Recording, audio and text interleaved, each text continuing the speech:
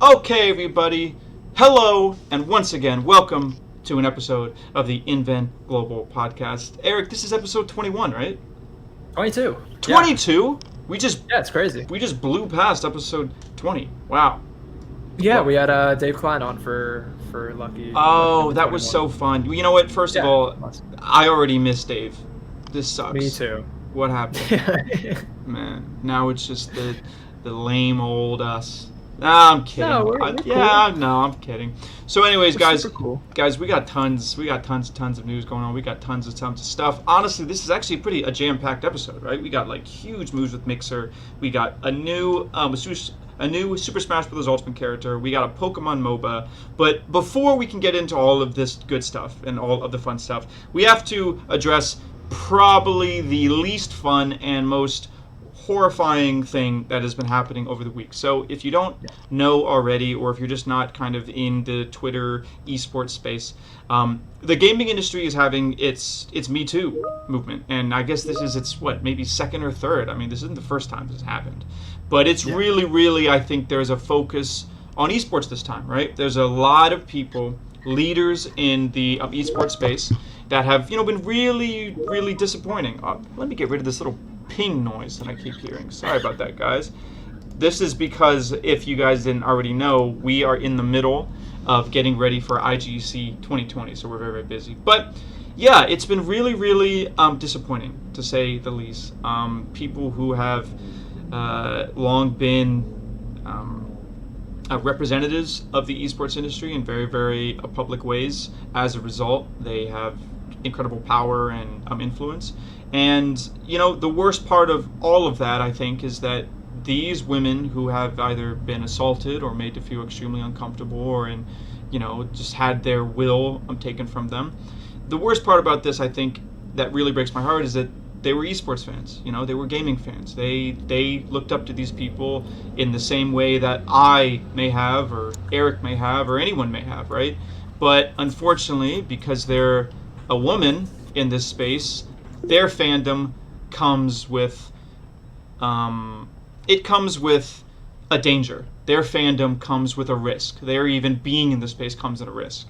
Because I don't know what I would do if literally the most famous caster or a pro player that I admired, came up to me and started asking me questions that made me feel uncomfortable. If I was less secure in myself, if I was less secure of my position in the industry, I may feel very uncomfortable. I don't know what I would do.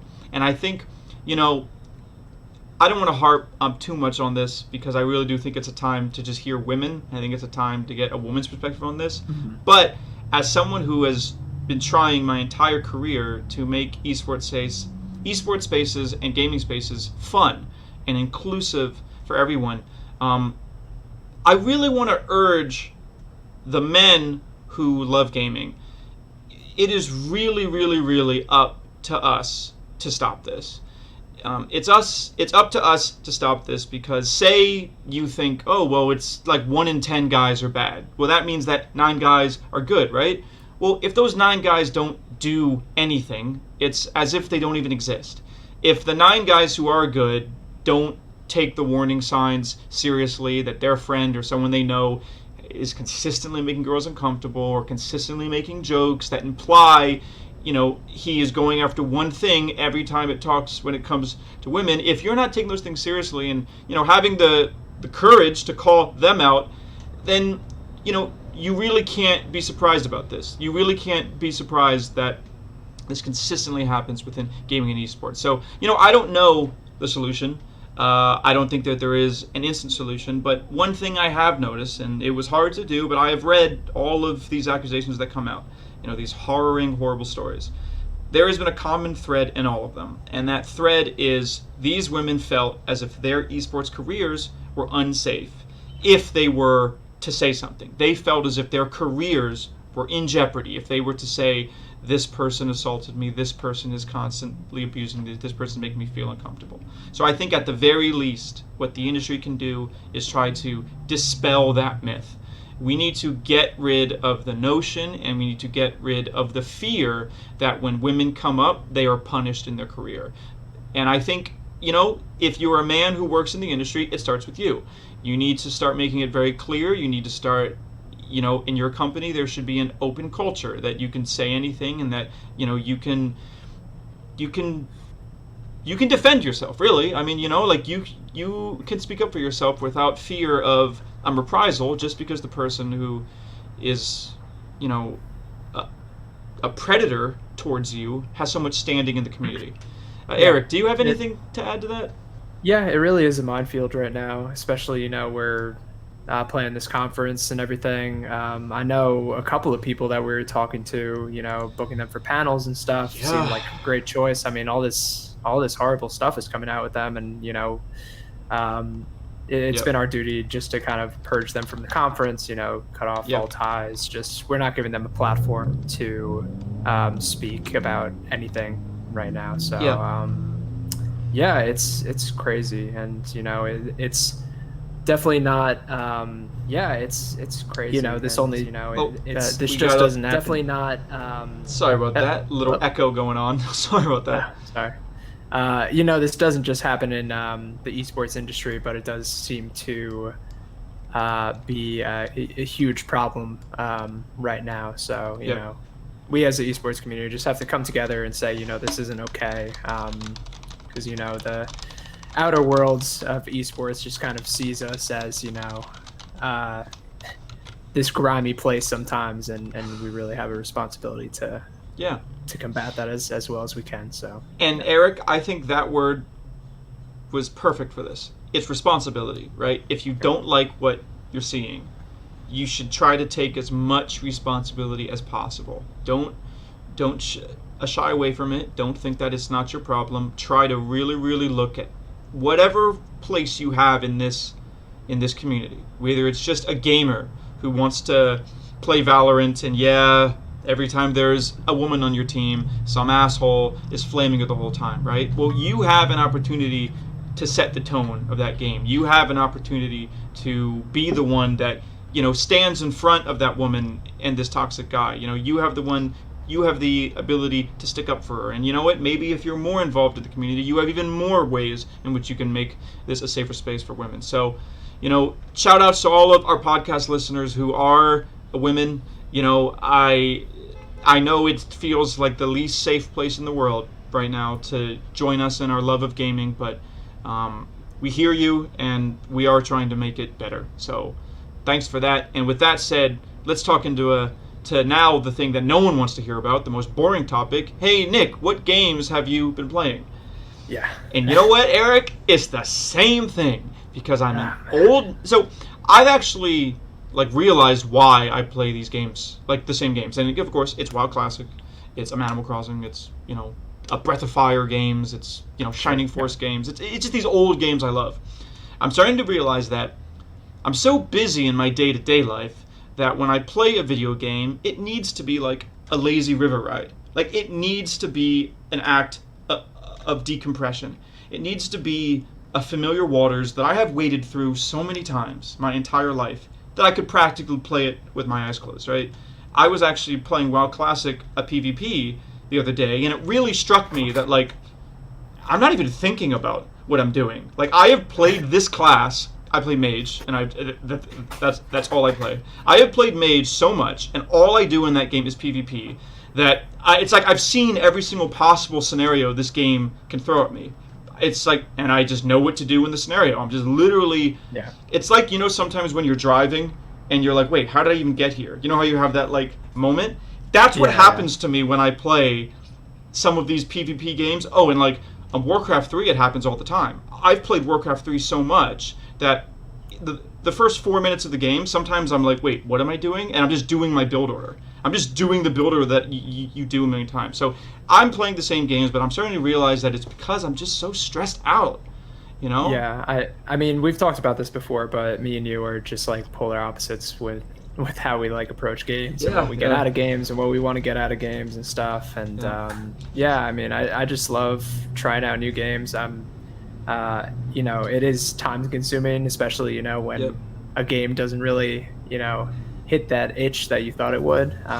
but at the same time, it's like, oh well, at least I was able to put this on my list. But yeah, just kind of even going through like, if I have to go through like 10 games that are kind of just okay, and I run into one that's like really crazy good to me specifically, and not a lot of people are talking about, but maybe it just like went under the radar. Like I feel like a ton of satisfaction from that if I'm able to like kind of dig through all of that and get something out of it. See, you strike me as like the explorer, it's like you have so much fun exploring these games, and I think it's because when Eric loves a game, he like loves it with his full heart. It like like when Eric is able to take a game and say this is a beloved game, he then puts it on his list of other beloved games, and there's this deep level of satisfaction because now I have a big list of games I know are like incredible. Yeah. Whereas oh my god, I can't. When I look at Eric's list, I literally get stressed out. I can't imagine. I can't imagine playing the amount of games you do. We're just so different gamers. I'm 100% just like, it's either a multiplayer game that I can just dive into with my full force, or it's an RPG that I can just mellow out in. And I actually do kind of miss the competitive edge. I'm just too stressed to do it. I'm too stressed to compete in a game that is new and that requires me to train, because I know I'm going to want to train hard and I just don't have the time. Yeah. I was talking to my friend yesterday because the Steam Summer Sale just started yesterday. Yeah. And he was going through. I'm like, man, there's so many deals, but like, there's like nothing that I really want to play. And then I was like, I just bought 9 games that were on my wish list that were just discounted. Yeah. And I listened to that. He's like, I haven't heard of a single one of these. I'm like, yeah, I'm gonna give it a shot. Well, I was actually thinking about the Final Fantasy MMO.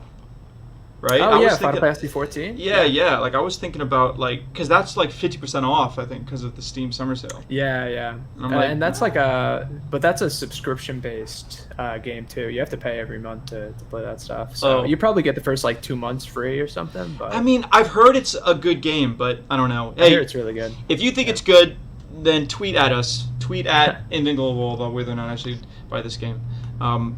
Anyways, let's get into the news, right? Let's get into what's going on. Yeah, dude. So, Eric, what's going on with Mixer, bro? It's dead. just straight up. Seemingly out of nowhere.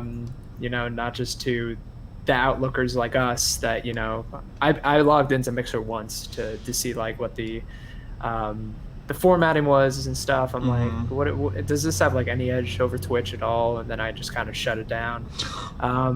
But yeah, apparently it blindsided a lot of the creators and communities on there too. Really? There are a lot of tweets out there that be like, yeah, this came as like a huge surprise. We didn't get any warning before like this became public news. Yeah, and it just seems bad. And I mean, crazy. The amount of money that Microsoft threw behind this thing with the Ninja and Shroud acquisitions and stuff. And, I mean, they were at like every convention like on the planet for like they were and a couple years. Yeah. And I think obviously this is like a pivotal moment in the esports industry.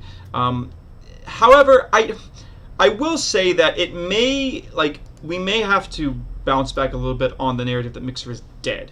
Because, it's not actually dead. What it's doing is it's joining Facebook gaming, right? So the actual news story is that Mixer is now joining Facebook gaming. So if you're going to want to stream, it's got to be on Facebook. I think it's just Mixer is shutting down and they're just transferring everything to Facebook gaming. Like they're basically just like selling all of their stocks to Facebook. And it's crazy. I mean, I guess like with the people that are so, I'm gonna say like quote unquote big on Mixer, like built up their communities and stuff. Like I don't know, like if they want to stay off Twitch, like like Facebook gaming. I don't know. Does anyone want to touch that thing? Dude, like, Ninja made $30 million from Mixer. 8 months of work, $30 million. Yeah. God. Yeah, they paid out their contracts in full. God damn. I think so. To answer your question, sorry, I got distracted when I realized that Ninja got paid $30 million for the failure of Mixer. I think there is a chance that Facebook, because like you can't ever count out Facebook. Facebook isn't a leader in the like authentic world of gaming and esports, right? You know, like Facebook isn't this math, like it has no good reputation among the esports and gaming industry, right? Like everyone knows if someone says, "Oh, we're going to stream the tournament on Facebook," everyone laughs because it's like, oh, "Okay, you mean no one's going to watch the tournament, right?" Yeah. But what this shows, I think, is that, you know, I'm pretty sure Facebook has more people using it than like any nation. Like there was this thing that I read, and that Facebook has direct access to more people than any nation and any government and any kingdom and any like anything of power in human history has never had access to as much people as Facebook has. You know, but that's the problem though, right? Like it's so massive and its audience is so big. Like how are you supposed to advertise to the people that would watch, you know, a gaming event of this caliber? Like it just seems so impossible. Like, we're gonna hit the 18 to 24, but like the 18 to 24 just people like I don't know. Yeah. So you know, obviously when this news broke, you know, we had a lot of big influencers pretty much laughing about how horrible of a PR move this was. I mean, it's just, you know, all of the creators who have dedicated so much time making Mixer a thing they're just completely out of luck. Like, you know, like they have to pretty much start from scratch. And I suppose in theory, like Facebook has an opportunity to make things right and make it better by like really, really helping the community and content creators that want to stay, like really helping them develop an audience. Because the one thing I will say about Facebook is it has groups. Facebook groups and Facebook pages are massive. They're absolutely massive, and they are like, there's so many. If you think for a second you can understand how many Facebook groups and pages there are, you can't. It's like one of those things where it's just insane. And Facebook groups are often about games and regions and titles that the larger Western esports world that have no concept about, right? I've seen smash hit mobile games that have Brazilian audiences, that have like Facebook pages that have 3 million followers on it, 4 million followers on it. Like I've seen these communities in India, and India's huge on Facebook. You have these gaming communities based around mobile games I've never heard of that are actually pretty big. So there is a chance that while I think a Western audience, for all intents and purposes, Mixer is dead and Facebook gaming is dead. But I think there's a real chance that there's an international crowd of people that see this as nothing but good news. I see the explosion of Facebook gaming, because that is where their core audience is. You know, there is a ton of people making gaming content. It's usually not English language gaming content, where Facebook is their primary method of distribution. So obviously this story has more to develop. No one really knows how this is going to pan out. I mean, when you look at the content that's being posted to Facebook in comparison to like Reddit and even maybe like Twitter, it's just so lowbrow. It's so like, It is. You know, there's nothing special about it. It's like the same memes. It's like, it's just bad. And I've kind of been getting that same feeling from Reddit lately, where it's just like all the stuff that's being like bumped up to the top is so like, oh, I saw this about like 3 months ago, but it has like 45,000 upvotes. People are getting like all these upvotes for like just starting the Breath of the Wild for the first time. Like, right. Well, you know, I forgot who said this, but I believe, I was watching a video by, oh man, I'm gonna butcher her name, but she's a really, really experienced editor over at IGN, Charlazard or Charla. But anyway, she makes really great YouTube content, and she's a good writer. But she had this video, and she was explaining kind of some of the realities of the esports media industry and like how like reviews work. And don't you remember a Star Wars Rogue Squadron? Or Star Wars Battlefront? Yeah, Star Wars Battlefront. Yeah. So Star Wars Battlefront was like, when it came out, it was the most downvoted thing in Reddit history. Like the internet was exploding, like Twitter was, and all of that didn't affect pre-order sales at all. All of that didn't affect the game's success at all. The game is an absolute success. There are so many players on it. Like, so it's like we have to realize sometimes we're in an esports insider bubble. Sometimes the things we think matter don't, because there's this massive audience of people who just they don't view video games like that. They see, a new Star Wars video game, I will buy it.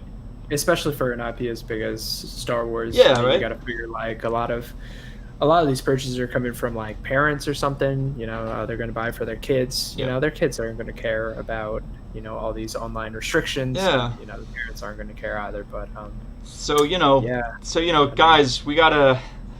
So yeah, the Reddit trolls and the Twitter angry gamers of the world, I'm pretty sure they are the vocal minority, and it kind of makes sense that, and the thing is, I guess, and this is the last thing I'll say on this because there's not much to talk about Facebook gaming. I think there's a possibility that we're in the same bubble. I think there's a possibility that like the esports bubble that knows this stuff, I think there's a possibility that we think this is a huge, huge, horrible thing for Facebook, but like probably not. It's probably not a big thing for Facebook, and it's probably not a bad thing for Mixer. The people who made Mixer probably ran out like bandits. I mean, like Microsoft probably sold it for tons of money, right? This shows how informed I am on this podcast. There's probably a way to know how much Mixer was sold, but I don't know. I mean, Facebook gaming is doing better numbers than Mixer, so who knows? All right, well, we'll keep you guys up to date on how that works out. But speaking of huge IPs, and speaking of huge news that makes me excited, we got Pokemon Unite.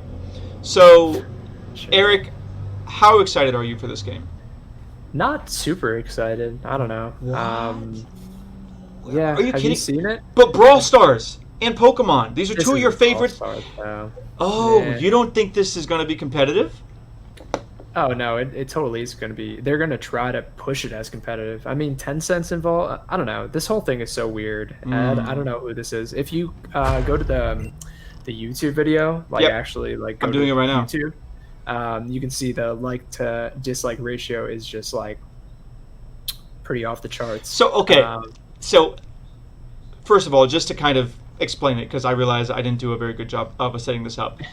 Pokemon Unite, to those of you who aren't watching the stream, this is a new game for the Switch, and it is a 5v5 Pokemon like MOBA. It's going to be on mobile too. Oh yeah, it's also going to be on mobile. So, this game, and here it is. We see some of the gameplay right now. By the way, this trailer was too hype.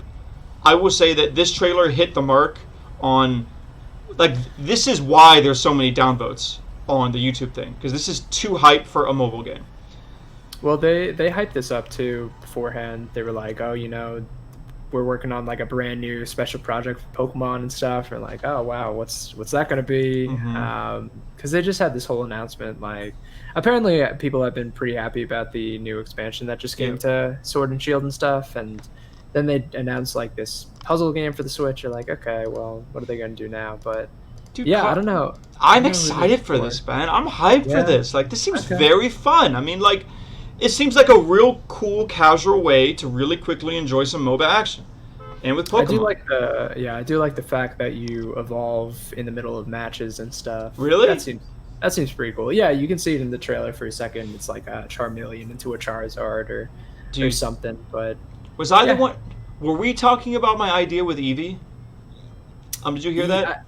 Yeah, I think Nick Gracie. Okay, how cool was talking about that, yeah. So, hey, like Nintendo, I know you're watching this podcast because we reach an audience of millions, and it's the most industry-vetted and important podcast, so you have to listen, or else you know nothing about the esports industry. I know this is to be true, right? Here is your great idea for the next, what are they called, champion? No, I guess just Pokemon, for the next Pokemon that will be in this game, right? It's Eevee, right? But here's the gimmick. You start off, and you're just Eevee. Who knows what type of form you're going to end up being evolved into, right? Nick, but how do I know what form you evolve into? Based on what you're doing in-game. So say, for example, at a certain, maybe it's like the 10-minute mark, or maybe it's like after you get a certain amount of time. Say if you have like X amount of kills, bam, you're Jolteon, because that's just, like the qualifications you meet to evolve into Jolteon. Yeah. Or say you've taken the most damage, then bam, you evolve into like Vaporeon, because he's the tanky one, right? Or say you've you've died this number of times. Now, this could be a really interesting thing, because what if you die a number of times, it's actually one of the more powerful forms. So now you have this concept of like strategic feeding, like, no, guys, don't worry, it's because I'm trying to be Umbreon, and Umbreon is like a late game carry, but I need to die 8 times before the minute, right? Who knows? But there's all sorts of cool things, I think, and, you know, I think it'd be a really fun It's going to be my Pokemon. excuse when I die a bunch of times in HOTS next time. Be like, yeah, I'm just trying to get to Umbreon. And you're like, what are you smoking, dude? What are you talking about? So anyways, you know, I guess really the story behind this is that, yeah, a lot of fans were upset, and there was a lot of ratioing on YouTube. But I'll be honest, I'm just going to return to my point about Star Wars Battlefront. I guarantee this game will be such a massive success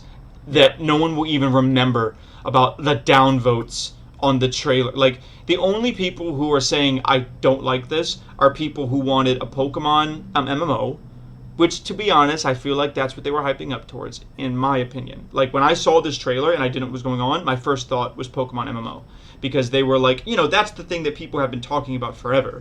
You wonder how cool it would be, like a Pokemon MMO, you're just running around catching Pokemon, battling. That's kind of how it felt like, but this also has a Diablo Immortal situation again, in which people are expecting a deeper way to enjoy a game. People have always wanted a deeper, harder, more challenging Pokemon experience, and they consistently get more casual, easy, and mobile versions of these legacy IPs that they have all of this like nostalgia, a love for. So I think it's the same thing that happened with Diablo. People wanted a Diablo 4 then. They didn't want, oh, there's a Diablo mobile game by a Chinese company. That's the other part of this story. A lot of people aren't too thrilled that Tencent is behind this because, you know, I don't know what to say. Yeah. I mean, this is probably Pokemon's like 40th foray into mobiles games, you know, from like puzzle games to like Pokemon Go and everything like that. And yeah, I just think people are worried, you know. Quality isn't really the name of the game when it comes to these games when they're just kind of push them out. Yeah. And but do you really think Pokemon is going to push out a game that's going to be on the Switch? You know, like it's going to be free to play on the Switch. So so yeah, I don't know. We'll see. And apparently it's not based on like, oh, go for the core or anything. It's more like points based. So it's basically just like timed, and if you have the most points at the end of a match, you just win that way. And yeah, I don't know. So, you know, one of the other things I'll say, and this is the last prediction I had, there's also a chance that this turns out to be the most fun format for MOBAs ever, right? Like, personally, I always love deathmatch in any FPS game. Like, call me crazy, maybe it's because I was raised off N64 and James Bond, but I think it's really fun to be that like kind of old school Halo feel where you're just trying to get the most kills and you're just free to roam the map. I think it's kind of cool that they're taking that Dominion style, and like it may be really fun. It may be something that currently is not offered to such a polish and with such a powerful IP as Pokemon. So I'll definitely be trying the game, right? Like, you're definitely going to try the game. I mean, yeah, because I'm weak. Everyone's going to try the game. Everyone's going to try the game. Yeah. Well, there was a report that came out. I forgot who reported on it, but apparently Nintendo themselves are going to be cooling their jets when it comes to big mobile pushes from here on out. I guess the return on these things isn't as big as they want it to be, which is, I can't believe that at all. Well, think about it. I mean, like, Nintendo fans like having consoles. You know, right? I mean, that could be one thing. But when you think about a Nintendo fan, you think, like, not to a detriment or anything, but like casual, you know? Yeah. And what's more casual than, you know, playing on your phone, you know? Yeah, especially that's when true. They're at like Mario and Pokemon and stuff. Yeah, I don't know. I'm sure the number of downloads isn't the problem because, you know, like we just said, I'll download it and you know, check it out for a second. Yeah. See, I will say, though, Eric, I feel as if the notion that mobile gaming is casual is definitely a Western thing, though. Like it's definitely a Western belief that mobile games can't be competitive, because what you see in China and you see in Korea, you have, like, what is it? It's a Arena of Valor, Honor of Kings. Yeah. Like, you have these Clash Royale, I think, and Clash of Clans? Yeah, I think it's called Clash of Clans. Yeah. I mean, you have these games, they're, like, thriving like esports scenes behind them. There's like really really competitive. So I don't know. I think this is the first game that we've truly disagreed on. I actually have nothing but positive about Pokemon Unite. I think this is. We had different opinions on Crucible too when that was. Oh yeah. So by the way, Crucible. Turns out, I think the more correct prediction of this is that Amazon had so little faith in Crucible that they just released it. That's it. Now, I still stand on my prediction that it's terrifying that Amazon is getting into the game development space. Like, I still stand that. I still think that it's insane that Amazon says, you know what, we need more money. Let's dominate another industry, right? And they're working with another developer to push out an MMO in like a month and a half now too. So can you imagine? I mean, I haven't done much investigating on what that is or what that looks like or something. Can you imagine the whales that will exist if Amazon creates an MMO? I mean, can you imagine buying your groceries with an in-game currency? Can you imagine the amount of very never before strange cohesions between like the biggest marketplace in the world and an MMO? It's going to be strange, man. That's interesting. Well, what surprised me about Crucible in particular is like, I mean, I think they did see it and be like, oh, yeah, maybe we should put all this money behind it. But even like making Twitch Prime stuff for it, because they're always pushing out free games, and they partner with so many game companies to be like, hey, you get a couple boxes and stuff in your game, if you have Twitch Prime and stuff. Like, they didn't even bother to do that with Crucible. They were you're like, right, like dude. free skins or something. They didn't even do that. They didn't even care. But I mean, that formula works perfect with a MMO. Like if they wanted to just push out content and stuff like that. Oh my God! Can you imagine the Twitch Prime subs you get if with a Twitch Prime sub, that's the free subscription to the MMO? No, I didn't even think about that. I mean, sorry, I said that wrong. With Amazon Prime, if you have Amazon Prime, you get a free subscription.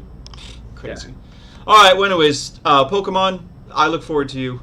And speaking of a game that Pikachu's in, these segues are on fire today. Super Smash Bros. Ultimate gets a new character. So Min Min from ARMS. Have you ever played ARMS, my friend? I played it for a hot second. My friend bought it at launch for the console because there weren't a ton of games when it first launched, and that's originally what kept me from buying a console at launch because there really weren't that many games that I was super excited for. So it was fun. It was good for like an afternoon. You know what? I think that Min's, like, first of all, I don't know anything about ARMS. So, like, is Min Min the main character? Is like, I don't know. Like, is this like... Well, that's the thing. Like, you would assume that Springman is like the main character. Yeah.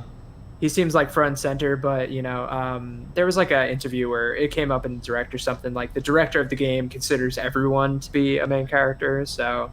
the director of the game actually recommended Min Min as the addition into the game. So, quick, who's the main character of Mortal Kombat? Scorpion. See, I always love that question because there's only 4 answers people say. It's either Scorpion, Sub-Zero, Liu Kang, or Raiden. Like, those are it. Yeah. I'd see like Sub-Zero and Scorpion as like the Ryu and Ken kind of situation. Oh yeah, like, for sure. I guess Ryu would be. He's like the face of Street Fighter. I'd say Ryu is Scorpion, Ken is Sub-Zero, Raiden is Guile, and I think Liu Kang is Chun-Li. Yeah. No. Actually, no. A Sonya Blade would be Chun-Li. A Chun-Li, and then Liu Kang. Let's go with Zangief. It makes no sense, but like in terms of like character popularity, I think in terms of character, like iconic where they stand. Yeah, because because Zangief's definitely one of the things. So, anyways, that's why we're talking about Street Fighter because Min Min his arms is in the battle. So, anyways, I've heard that this character looks broken, right? Actually, do we have gameplay here? Do we have some of the? She looks really annoying. I think this is the announcement video, like a gameplay trailer or something. Yeah. Yeah, I mean, I have huge problems with Little Mac when I'm just fighting the CPU. I feel like Little Mac has taken on like a sentient form, like in the game. Like whenever I'm playing against a 9, like the way he jukes and punches and stuff is so annoying, and it's so dead on every time. I'm like, damn. But this looks like Little Mac on steroids with the range that she's throwing out and stuff. So, it's insane. Yeah, I always thought this dude was the main character, for sure. And I think that, and of course, that's even what the trailer is hinting at, because this is what everyone thinks. But, speaking of why, like, Little Mac is so, like, hard to beat sometimes as an AI, I was listening to someone say that Little Mac is, like, the worst designed character because all of his moves, like, the frame data on them, they're just better than most moves. Like, when he's on the ground, he's just better. But he has such a huge weakness. If you don't know how to, like, take advantage of that weakness, you're just going to lose to him on the ground over and over and over again. So he literally becomes a gimmick character. You either know how to beat him, and you beat him every time because his weakness is so exploitable, or you don't know how to beat him, and he beats you every time. So yeah, this ARMS character literally could have been anyone from the cast. I mean, there's not like anything particularly special about the moveset that's like particular to Min Min. Mm-hmm. Because like in ARMS the game, the whole thing is you're able to like switch out your hands, like your mitts basically, and they'll do like different effects and stuff. So yeah, there's like this laser one, there's like a wrecking ball. It's like range versus like strength, and basically the way that this character is set up, like A is your right hand and B is your left hand. Oh, like, that's interesting. Super weird. And you can also like, if you hit A and B at the same time, you can shoot them in opposite directions. Oh. So I mean, check out her range. It's like absolutely insane. It's nutty. I mean, and if I look at it right now, this is like the most positive way to say it. This is like Marth on steroids, right? It's like when designing, they're like, what if we just had the range of a character like at the maximum? But the other way of looking at it is it's just Richter. This is like another type of Richter type character. So the same type of gameplay style of keep away, long lag on moves, things like that. Exactly. Yeah, if you're able to jump over that first initial hitbox, there's a huge window to dish out damage and stuff. So she looks cool. Yeah, she does. This move looks insane. See, this move though looks insane. If we're talking like balance though, the fact that this move goes up, the fact that the hitbox is like high here, you can curve it. You can curve all of her punches. No way. Oh yeah, you shoot out. You can go up. You can go down. You can keep it straight. That's just like the game. With her laser, you can like hold onto it after you do that, and she'll like shoot out laser. So it basically covers the entire screen within like this line. Man, this character's kind of cool. I love it when. So this is a character that like probably if the game was played by like robots, she'd probably be the best character in the game, right? Because in theory, if you had perfect control and perfect prediction, that like you could just hit. No one would ever be able to get close to you, but that's pretty cool. What do you think? Will you play her? Will you be a main? Probably not. I'm trying to think of like the most time that I put into a DLC character so far. Probably like Banjo. I like Banjo a lot. Yeah. He came out while we were working the NFL Pro Day. Oh, really? Yeah. Not Akron. Texas Westland. Yeah, you're right, man. Jeez, that seemed like forever ago. I know it was. Here's an interesting little bit of trivia, though. It says that Min Min is also the first character added to Super Smash Bros. Ultimate who was already a spirit within the game. So the interesting bit of speculation is that opens up the rest of the spirits could maybe potentially be a game. Yeah, because people have been slinging out all these rumors and like predictions and stuff, and a lot of them are just shot down because they're already a spirit in the game. Yes, like, and why would they do that? And that is actually a really clever move because it builds the hype. Because now the hype over character reveals is more because just because your favorite character is a spirit doesn't mean that they're not in the game. So yeah, and I think this does set a kind of worrisome precedent for the rest of the DLC characters in this pack. Yeah. I think it came out a while ago, but I think Sakurai said that Nintendo has a much more direct control of the DLC characters this time around. So I'm worried that it's only going to be like Nintendo characters, Nintendo IPs coming out. I mean, you're worried about that? That's all I want from Smash, man. No, it's all about those weird like third-party picks. You That's know, what I get hyped for. who is that? Who is the one guy in ARMS that's all green and slimy, and everyone makes a meme out of? Oh, I know who you're talking about. They should have It's picked like- him. Now that would have been hilarious. Yeah. So here she is in all of her glory. She looks awesome. Nice character design. Yeah, great aesthetic. Cool. Yeah, she's cool. I'm excited. So do you know And then, when? So do you know when she comes out? She gets released on Monday, 29th, I believe. Wow. Okay. Yeah, 29th. Cool. And 29th. then no news on when the next character is going to come out. Who it's going to be. Apparently, this whole quarantine thing has hit Nintendo the worst with their whole work process and restrictions in Japan, everything like that. So yeah, we'll see. Apparently, this slowed down a lot for Nintendo. So I wouldn't be surprised if it was it wasn't until like September or something until we get news of the next character. So well, speaking of news that I didn't expect to be reading on this, so we got our wins and fails segment now. So Eric submitted this wins and fail. This is SpongeBob SquarePants Battle for Bikini Bottom Rehydrated. So why do you love this? Well, prerequisite, the like to dislike ratio is 442 upvotes to 11,000 downvotes. Just to give you some context on that is hilarious. Kind of looking at this. So this game is like a remaster. I think the original game came out in like 2005 or something. Yeah, I know that game. So I actually know this game for speedrunning. This game has some pretty gnarly speedrun strats because it's quite broken. I remember that.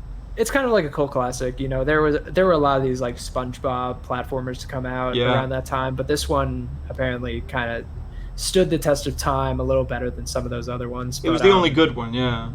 Yeah, I liked Revenge of the Flying Dutchman the most, actually. Dude, have you just played every game? I can't believe it. So why was there so much dislike for this? I don't get it. So the reviewer gave this game a 2 out of 10.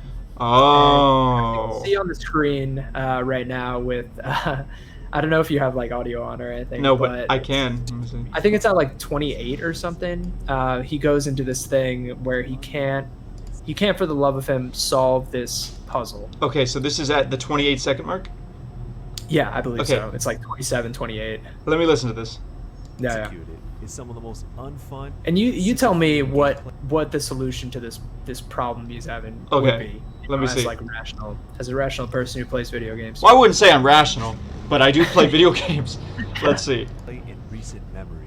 In one section of the puzzle, all you need to do is stand on a button. Yep. That button opens a gate for you to bowl a bubble into so you can progress. The only problem is that during SpongeBob's wind-up animation for bowling... So what could he do in this said circumstance? What do you think? What do you think the solution would be? Wait. I don't see this. These kinds of gameplay barricades are common and force you to restart and face your demons again and again and again. Okay, I usually don't like to dogpile on people who are already getting obviously, but man, this is the easiest puzzle I've ever seen in my life, bro. Just start here. Just start right there. Just start back. Start back.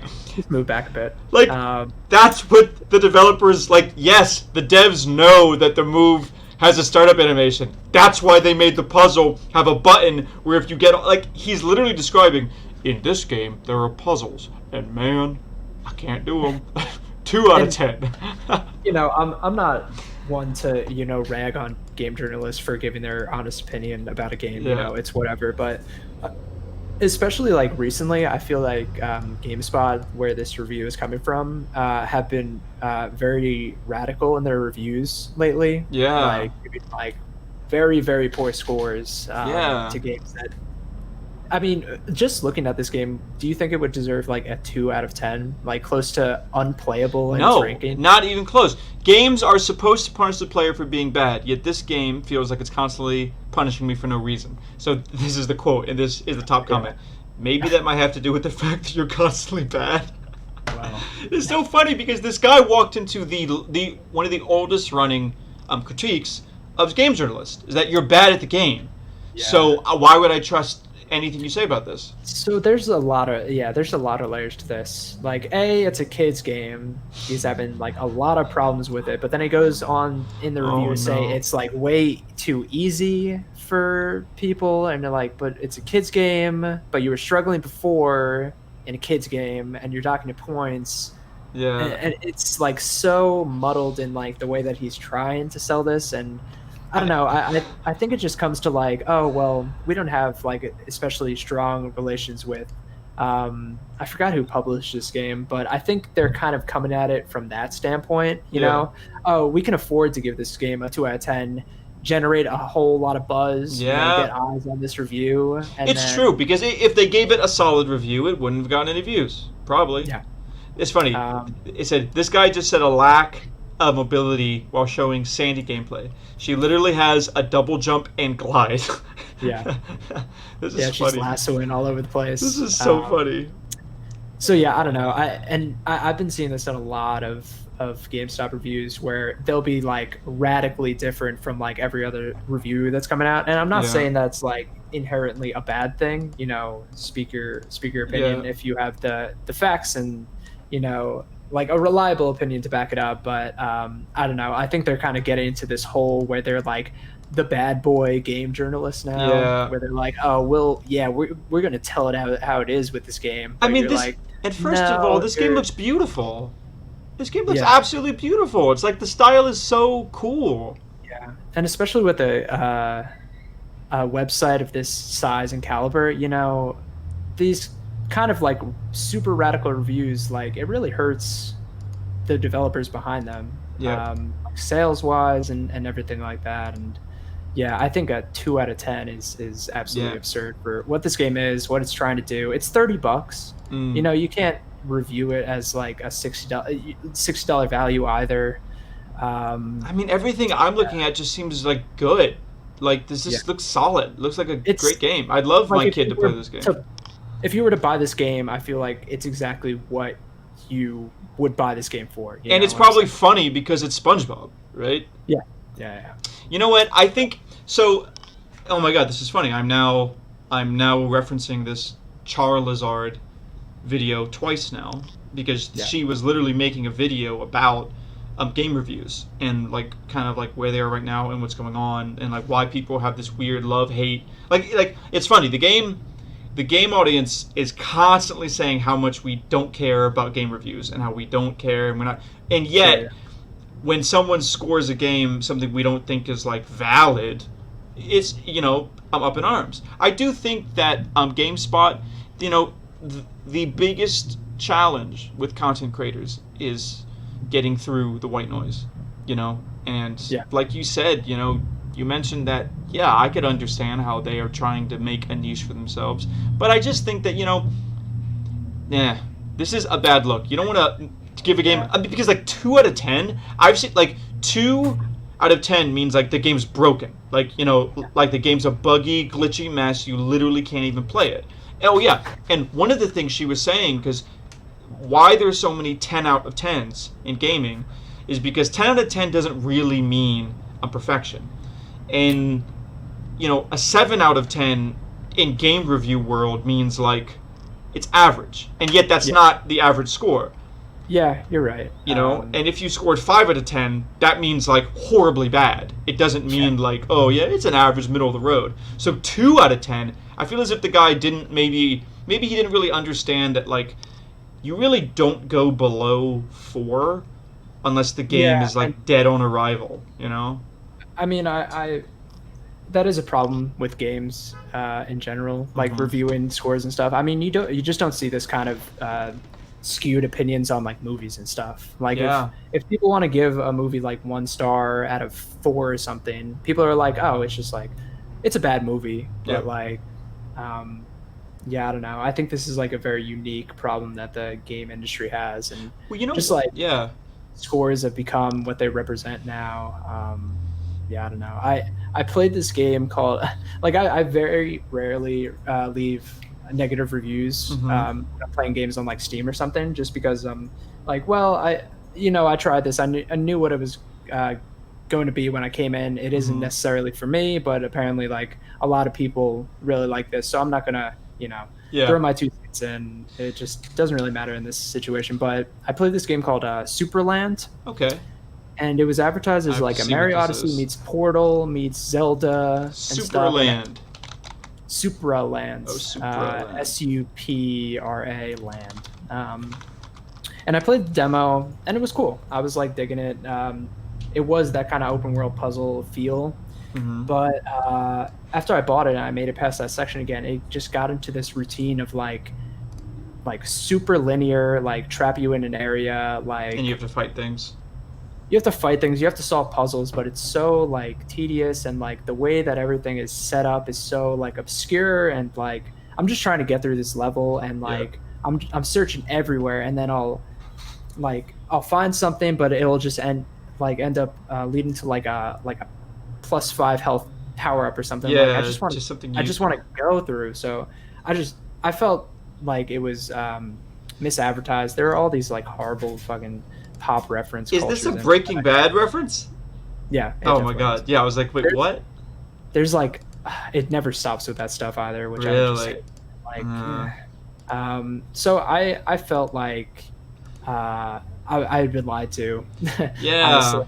Like it just like has this feel of like a student project kind of thing. Like after playing it for a while, I'm like, I don't know. I would never recommend this game for like, I think it was going for like $30 or something at the time. So I kind of just wanted to put it out there just to be like, oh, it's advertised as this, but it's kind of more like this. And I put out this like negative review, and then the game developer responded to me. Really? It's like, oh, you must have not gotten it. Like, sorry that like my game is like a student project to you. And like, oh, like, jeez, dude, really? And then like all these people jumped in, and he's like, no, he's actually got some like valid points. Yeah. And then like the last one was like, LOL, love to see like the dev get heated in like the review section. That's crazy, man. Yeah, it's a scumbag. So I don't know. Well, I think you brought up some interesting points about like, kind of questioning like, are game reviews even like relevant anymore? Like, because I think there was a time in which, well, first of all, the internet and YouTube and Twitch and like it wasn't nearly as, it didn't exist, right? Game reviews started in magazines, and I like remember buying PSN and buying all those game magazines and immediately jumping to the scores, right? I wanted to know what games to buy, but I think honestly the only people that still care about these like scores are us boomers that used to read the magazines and care, like I love them so much. Yeah, but like it's this concept too, because like you wouldn't try to score a movie necessarily or like a book, because you understand that like they're kind of subjective, like they're art, and you either like, right? But I think with video games there was a time in gaming where like some games were well made and playable, other games not well made and unplayable. So there was this need, pushing the envelope, expanding on like the strengths of like other games and genres and stuff. Like, Yes, so there was this need to have these scores to be like, yes, buy this game, don't buy this game, right? But I just think nowadays, like, no, most games that come out, especially by these game developers and these like AAA companies, like, they're like playable, they're like sound, they're like most of the games these people review are good games. So it becomes hard to have any sort of interest or tension or reason to read a game review. And I think some people like often say like, oh man, why would you read these game reviews? They always say they're like 9 out of 10, 8, but like it's because most video games are good. Like I just think most video games are good. There are less, and here's like the other thing. The bad video games are the ones that aren't even popular enough to warrant a review. So if a game warrants a review, it's already good because it's popular, because there's money behind it, because there's skill behind it, because there's a huge IP behind it, right? Yeah, I mean, there's just so many elements that need to go into making a game. Like you need like UI, you need music, you need gameplay, and all this design that goes into just like making the menu, like moving from that to that. There's just so much that it's kind of ridiculous to say like, oh, this game is just absolute garbage. There are some Steam games out there that are absolute garbage, like let's be real. But like I'm talking about the stuff that like pushes into like mainstream Yeah, of gaming course. culture, And it's funny because the only game that comes to mind that truly was so bad, despite it having a huge budget and everything, was Lawbreakers.